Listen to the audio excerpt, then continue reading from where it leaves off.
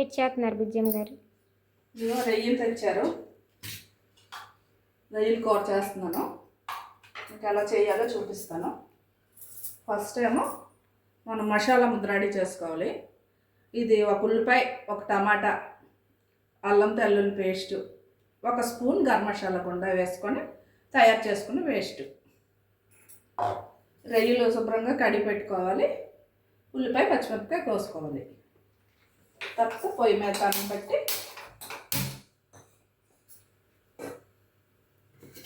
ఒక 3 స్పూన్ల వరకు ఆయిల్ వేసుకోవాలి.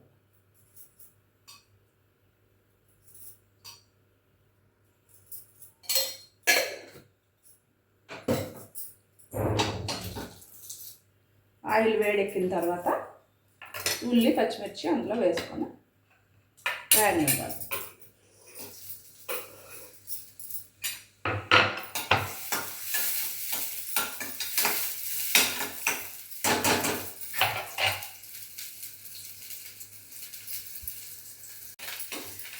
ఇలా ఉల్లిపాయ పచ్చిమిరపకాయ వేగిపోయింది.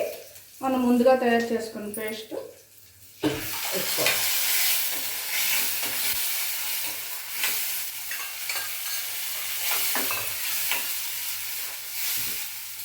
ఇందులో ఉప్పు, పసుపు, కారం సరిపడినంత ఎవరి టేస్ట్ని బట్టి వాళ్ళు వేసుకోవచ్చు. ఇది శుభ్రంగా పచ్చి వాసన పోయే వరకు వేగనివ్వాలి.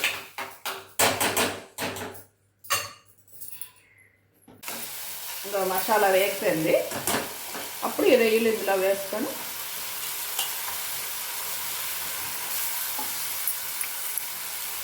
రొయ్యలు వేగనివ్వాలి. ఇదిగోండి, ఇలా దగ్గరికి వేగిన తర్వాత కొద్దిగా నీళ్ళు వేసుకోవాలి. కొద్దిగా చక్కెర.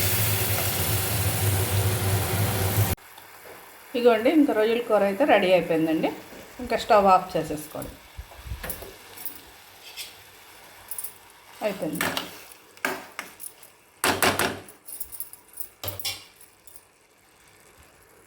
ఇందులోని లాస్ట్లో కొత్తిమీర వేసుకుంటే బాగుంటుందండి. కానీ మా ఇంట్లోనైతే కొత్తిమీర నిషేధం. కొత్తిమీర వేస్తే మా వారి దగ్గరికి కూడా తేనెవరు. మేము కొత్తిమీర అయితే మా ఇంట్లో వాడం. పైన ఇప్పుడు కొత్తిమీర వేసుకుంటే బాగుంటుంది.